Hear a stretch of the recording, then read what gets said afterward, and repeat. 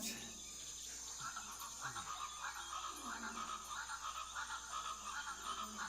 What the hell is wrong with you, man? Can't you tell what I'm doing? I'm playing Jumanji.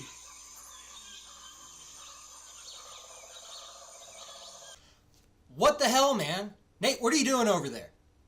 Hey, you brought me over here. I set up this game for us, and you're not even playing it. Get over here, take the dice, take your freaking turn.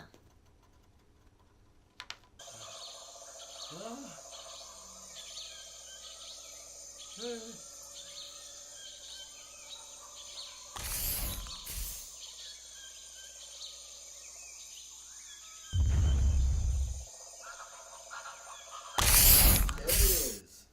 Hello, everybody. It's me, Nate, aka Devil Dog, and Captain Blockhead. we just got back from going to see the movie Jumanji.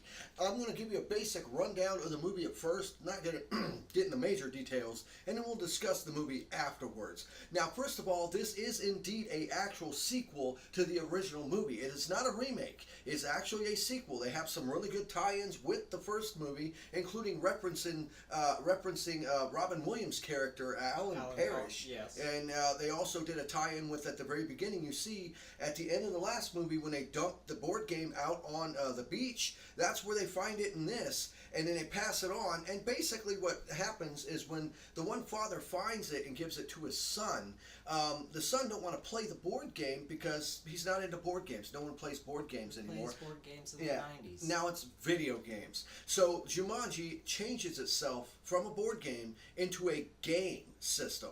It kind of looked like a wacky Atari system. Very retro. A very retro style 4-player system. It had 4 controllers with it and everything. Now, basically what happens is these 4 kids that are in a school all get in trouble in their own little way, and they end up getting sent to detention. And their job in detention is to go down to the basement and recycle these magazines by removing the staples out of them. And I'll get into something about that at the end here. So their whole quest is being down there, being punished. And while they're there, they come across the Jumanji game system that was pretty much donated to them as a charity for the father who wanted to get rid of it after what happened to his son. Because if you ever watched the first Jumanji, you know what happens. Robin Williams got sucked into the game, and his parent pretty much was all distraught because it was like his kid disappeared. And this movie does pretty much the same damn thing. The first kid gets sucked into the game. The father goes insane, ends up donating his son's stuff to charity, and that's how the game system ends up in the school's basement because they're going to be given it away to charity. So the nerdy kid, pretty much, because you have your jock guy, you have your prissy little woman, that the girl that only cares about herself, like breakfast club type woman with the selfies and all like that, and then you have the nerdy quiet girl, and of course, the jock, the nerdy quiet girl, the dorky kid, the nerdy kid that plays video games. He finds it and decides, let's hook it up and actually play this game, and talks them all into playing it. And you get to pick a different character, and there's 5 characters total. And they can't pick the one. It won't let them pick it for a good reason. So they all pick a character, and they get sucked into the new game of Jumanji, which, oddly enough, since this was a Sony... it wasn't made by Sony. It was made by what? Columbia Pictures. Columbia Pictures, which is owned by Sony. So, damn right from the beginning, they're showing the kid playing a PlayStation. Then he's playing, later on, one kid's playing a PlayStation 4. He's got posters on his walls of all the PlayStation games. And the Sony stereo system. Sony stereo system. So this was a ad for Sony, no doubt. But honestly... once they get into the game, they have to basically stop this curse by returning a crystal to this statue, and a bunch of epic stuff persists as they go through levels in the game. And they each have their weaknesses, their strengths, and their weaknesses of each of their game characters, and it plays off like a video game. And all in all, it had a lot more comedic parts than the first movie did. But all in all, now that I've got that all the way, pretty much the basic plot of the whole damn movie, what did you think about the movie as a whole? I'm a fan. You're a fan? Well, please get into detail, man. As far as remakes or sequels go, in our recent time, there's been a lot of shit out there. I enjoyed this movie. I thoroughly liked it. What about the actors? Dwayne Johnson rocks. Well, always forget the one guy. Who was the other guy? It was Jack Black. Jack Black. Jack Black, Kevin Hart. Kevin Hart, Jack then, Black, Dwayne Johnson. That chick, she was in Guardians of the Galaxy. Oh, it was the blue her. Chick. Yeah, She was Gamora. also She in- played Gamora, I think it was. Was it Gamora? Gamora was the green one. Green one? It was Oh. her sister. Oh, the sister, my Can't bad. remember her name. Kind of hard to tell because she had no hair in that movie. And she was also Amy Pond in Doctor Who. Oh. Are the two things I know her from. Oh, okay. Now, overall, for a sequel, did you think it had a decent plot to it? Yeah. Yeah. I mean, they stuck with their guns. They stuck with what made the first movie good, minus Robin Williams. Yeah, kind of hard to bring him back. I mean, I did enjoy the nod. Yeah, because they did a decent job on that because there's a part in the movie. Now, once again, from this point on, I gave away quite a bit, but this way, we're going to kind of get deep into the spoilers now. So, there's going to be lots of parts of the movies that, even though we're talking about these main parts, that you can still go and watch the movie and it'll still be a very entertaining movie. So I don't think it'll really ruin the movie to find out about this. But at the beginning of the movie, because it does play a lot like the same plot of the first movie, only this time instead of 2 orphans, it's the 4 kids in detention. They even had the piece locked in, like in the first movie. Wanting to call it a game too.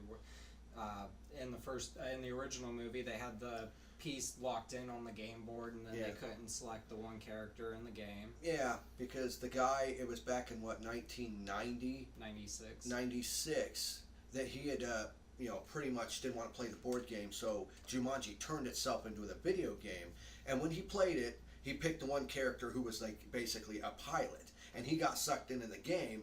And just like the original Jumanji, because of that, his dad thought he ran away, and he pretty much the house became decrepit. They called it like the freak house. Or whatever, because you wouldn't want to go near it because it was all disheveled, and the guy was like, "You need to watch yourself," and so they played it off very similar to the Alan Parrish's father scenario. So it actually stayed kind of really true to the first movie, but they added in a lot of video game stuff. I mean, what did you think about the cutscene? Explain that to them. So, as soon as they get into Jumanji, they discover their new bodies and everything, and they get thrust right into the action. It paces out nicely, it really does. And then they encounter their first NPC, non-player character, and they even had to explain that in layman's terms during the movie.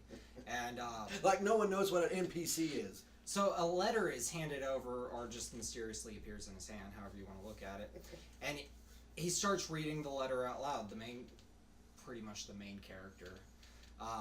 And it goes into a cutscene, and they even rip on it being a cutscene and make fun of it, and it amused me. I like that. Because there is a guy named Nigel, I believe, that picked him up, which is like the narrator that it's like, "Welcome to Jumanji," and they talk to him, and he repeats his sayings because they're like, "Well, why?" It's like, "Well, he's an NPC. He's only programmed, where he's scripted with certain things to say." And cut to that cutscene where it's showing the backstory of the main villain. And why he did what he did is stealing the crystal to take over Jumanji, which put a curse on the land. And there even Kevin Hart's character was sitting there going, "What the hell's going on? Why can we see this?" And it's like, "Oh, it's a unskippable cutscene." A lot of these games nowadays have that sort of thing. Which I actually, there was a lot of people laughing at this movie. It was pretty good, and not just because of Kevin Hart. I mean, that guy's the whole crew, the characters that they assign to these actors. Dwayne Johnson playing a dweeby kid on the inside, and then the jock being Kevin Hart. Big, huge football player. Yeah. And when he's in the game, he's Kevin Hart, which he's actually this tall in real life, if you actually meet him. He's only like 3 inches tall. But it was funny, like Jack Black, he was fantastic in this. I love his character because the snooty girl that was massively into focusing on her being the most beautiful thing. They described his character as the curvy librarian. Yeah, curvy librarian. Yeah. And what was his first name? I forget, but Shelley. Shelley, which was short for Sheldon, and it turned out it was Jack Black. So Jack Black actually plays the snooty girl's character. and it's pretty funny. It does have some lowbrow humor scenes in it, Yeah. including like they have to go to the bathroom. That was awesome. And that, well, yeah, it was really lowbrow, but done kind of tastefully, considering it was flat ass a dick joke. I mean, because they're like, I gotta go to the bathroom, and she's like, well, I've never used a penis before. Could you show me? Asking Kevin Hart. Don't forget to aim. Don't forget to aim is what the Rock character kept saying. And so she had to, he had to learn how to pee for the first time with a penis, which was funny. So Kevin Hart's character, the big jock football player, became, the little guy, scrawny guy he had and they all have their own pluses and minuses, like their strengths and weaknesses. And Kevin Hart's character in the movie basically had nothing but weaknesses. He was slow. He had no stamina. I always say the word wrong. No, endurance was Shelley. Kevin Hart's weaknesses were cake, speed, and strength. Yeah, so How he is couldn't run strength a fast. He was really weak, and when he eats cake, he literally explodes. And the whole premise of the game is they got to solve this mystery, get through the levels, so to speak, find the main crystal, the gem, and take it and return it to the statue on the mountaintop. And they all have these tattoos on their arms that represent 3 lives, like 3 black bars. And every time they would die in the game, they would lose a black bar. And it was kind of funny. They would like appear in the sky, and you hear this sound like, ah, and they'd come crashing down. And when they die, they would like respawn. And it was actually pretty damn good. The way they did the death animation for, like, they didn't just flat out explode like Kevin Hart did. I thought that was really cool too. It was a nice variation for each. I mean, Kevin Hart exploded and there was no blood guts, but it did look like blood for a little bit. I mean, they all die a couple times in really, clever ways considering. Now, keep in mind, this is pretty much a video game movie. So there's a lot of parts you gotta let it go with, okay? There's not gonna be a lot of realism in it. There's gonna be a lot of over-the-top BS in it. Like, the fighting scenes are very well done, but very over-the-top. I mean, the part near the end, there's a part where Dwayne's character is riding a motorcycle up pretty much a 90-degree mountain, which is total bullshit. My favorite was when he discovered how good of a fighter he actually was. Yeah, because the guy was playing like Street Fighter, the kid was, before he got sucked in the game. And so you got The Rock, who's sitting there going, don't cry, I'm allergic to everything. He was terrified of squirrels, too. He screams like a little girl, which was hilarious. Yeah. I mean, The Rock did fantastic in this. But he's over there beating up these bad guys, like doing Street Fighter moves on him. He's like, uppercut, wall slam. And he narrated all of them. Parry, just everything, and it was very well done. And, they had a really good villain, but I don't feel he was fleshed out that well. Because other than the cutscene they had at the beginning of the movie, I almost said game again, what was his name? Oh, no, something to do with Pelt. Something Pelt. Van Pelt. Yeah. Now, you know who Van Pelt is, right? He was the guy in the Remember first the movie? hunter from the first Yeah. movie that tried shooting, Robin Williams' character? I don't know if it was a new version of him or not. I think it was. I think it was a new updated Van Pelt character. Because think about it, the main character in this movie was The Rock's character. And the other one, it was Alan Parrish. So, the fighter went after the hunter went after him. Yeah. But they did mix it up a little bit. And it did have some continuity problems I had. Because the whole plot of the movie centered around these 4 kids. They have very believable reasons why they get detention, by the way. I actually liked that. It was well written. They got off easy for the most part. Yeah. You got the one kid that, basically the football player and the nerd guy, they both cheat. The nerd guy's writing papers for the football player, and they find out it was him, so they both get pretty much detention for it. Not suspension. They just said a day's worth of detention. A day's worth of detention. Yeah. The one girl gets caught in class on her cell phone. She's on her cell phone, smarting off to the teacher, and the teacher, she really had to pull on the teacher's strings to get detention. Yeah, yeah. And so that was believable too. And then of course the one, girl, nerdy girl who is really kind of shy or whatnot, she doesn't want to be in gym class. So she pretty much stands up to the gym teacher And everything was fine, but then she insulted a gym teacher. It's like, well, I don't want to do this because this is stupid being in gym. I mean, well, I don't, what am I going to do? Grow up to be like a gym teacher or something? And she's like, oh crap, I didn't mean it that way. And so the gym teacher's like, you getting detention. So they all have to go. Now, is it during school when they go down there, or is it after school's detention? I thought that was an after school. After school. And their whole thing was the basement is they're going to clear it out to turn it into a computer area for the school. So they have the kids going down there, and instead of cleaning up, because I think that everything else was like you could have gotten a staph infection from being down there. The place is dirty as shit. But they want the kids to take all these giant mounds of magazines to recycle them. And in order to recycle them, they have to remove all the staples out of each magazine.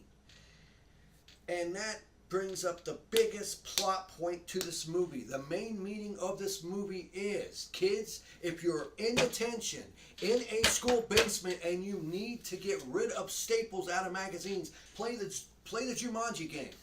Because it will get rid of them for you. Because that's a big plot thing. The principal told them if they don't get all the staples out today, they'll finish it tomorrow. They never returned. And the thing is if you figure Jumanji resets you to where you were at that time when you got sucked into the game, they would have removed all of 20 staples. It would have removed them and would put them right back in that same time. And then there's this jump, right? They come back from beating the game, and it's the same time they had just started the game. So basically they lost no time. Okay, and then it just fast forwards to the next day, and they're all at school and fine. They meet back up together. They meet up with when they're walking by that house, they realize the house ain't dirty anymore, and the father's there because the one kid from the '90s, he went back to where his time. He had been in the game for 20 years, which is something they also did in the first movie. Yes, with, the heartfelt moment where he went back and he was a kid again, but he could remember. In this, they could too. And you meet the kid, and he's 20 years older. He's got a family now of his own, which is kind of odd. He's still living in his father's house, though. No, they were visiting. They were visiting. They were. Oh, because it was Christmas time, because he had the Christmas tree. That's right. Yeah, okay. So I guess this is a Christmas movie, I guess, near the end.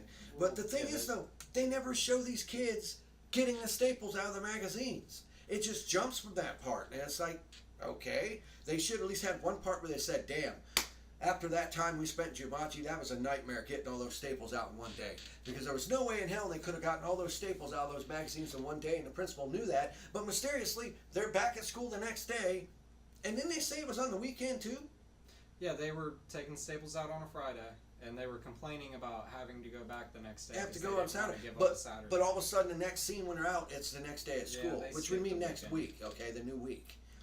So it would have been nice if they would have like, man, that was rough, but we stayed and we got all those staples. It's a minor thing to nitpick, but that bothered me. I wanted to know if they got the staples out of all those magazines. And then they go and do something at the end, which I don't think they should have done. I'd actually be interested to see how they're gonna write it. Like if they were to go into another one, because you know what happens at the end of the first one, which leads into the second one. Now there's actually a lot of room to interact with what happened. Well, since it was a Sony movie, I'm sure the next one will be a VR system that sucks you in Jumanji. They're gonna wait 20 years. They're gonna wait 20 years. But at the end of the movie, they steal the game system out of the basement. And they take it to an alley, and they smash it with a Rhino branded bowling ball, and they destroy the system. Now, keep in mind it's Jumanji. Made me wonder, they're going to have a tie-in where the next one's going to be a bowling ball? Oh God, that would be terrible. VR bowling. VR bowling. What did you think about the effects in the movie, the special effects with all the digital animals? Because the first movie used a lot of puppets. This one's all CGI, of course. I do miss the days of puppets. A physical thing there, even if it's kind of cheesy, works better than CGI. And some of the CGI in this was really bad. And, I mean, you could say, okay, it's a video game. If they would have said something like that, it's like, what's with the resolution on it? They could have gotten around. That would have been a nice touch. That would have been a very nice touch if they said, oh my God, look at these cheetahs. They look good. They were animated okay, but it still looked fake. If they would have said, why is the resolution of these cheetahs off? Well, it's a game. Boom. By saying that, their effects would have been covered for the whole damn movie. And fortunately, there were no shotgun shooting monkeys in this. But what did they say instead? Remember what the pilot said? I can't recall. You can't recall? The pilot that had been in there, the one kid, he had already died twice trying to escape. Once was in a hot air balloon, and the other one was like in a... the orangutans. Yeah, he said he got shot down by orangutans in fighter jets. He was in the... I hope the orangutans were not flying. He said he got shot down by orangutans in fighter jets. That's what He did say that. he did say that, but they didn't show it. So I think that was kind of also a homage back to the first movie where the monkeys that got out caused so much havoc with the cop cars. So the final result of Jumanji: thumbs up or thumbs down? Thumbs up. Thumbs up. It's definitely a good movie. It's definitely a family movie. It's got some foul stuff in it, but nothing you kids ain't seen or heard before. It was funny. It was well done. There was only a couple slow parts midway through, but it was actually to build up the characters of the characters as they progressed through the movie. And they didn't linger on them. They didn't linger on them. They did a good job. The acting of all the people in it were spot on. They were really good. Even the younger kids was well done. The only thing I'd have to say is there are a couple parts with the CGI. I kind of wish the main bad guy would have done a bit more. He never really fights anyone. He just sends his thugs after him. And, you know, it was pretty cool to see what they did with this. I was actually amazed by how well it is. It's a movie you could watch multiple times, too. It actually, unlike Star Wars, you could actually watch this multiple times and still be entertaining. While you watch Star Wars again, you should just point out all the fuck-ups in it. But all in all, I would have to say this was a badass movie. I can highly recommend it. It was a really good movie. And it was not a remake. It was a damn sequel. What are your final thoughts? Your final thoughts? I agree. It was a wonderfully done movie. I can't wait to watch it with my kids at home. I highly recommend it. It's a must-own for me. All right. This is me, Nate, a.k.a. Devil Dog, with... Captain Blockhead. And we want to say thank you for everyone who watches this video. Thank you for everyone who subscribes to our channel. Please leave a comment below if you've seen this movie, if you liked it, what sort of parts in the movie that you thought were poorly done, or what thoughts, parts of the movie that you thought were done great. And in the end, I always end my videos by saying, have fun, play hard, and remember, people, the devil is in the details. Peace out.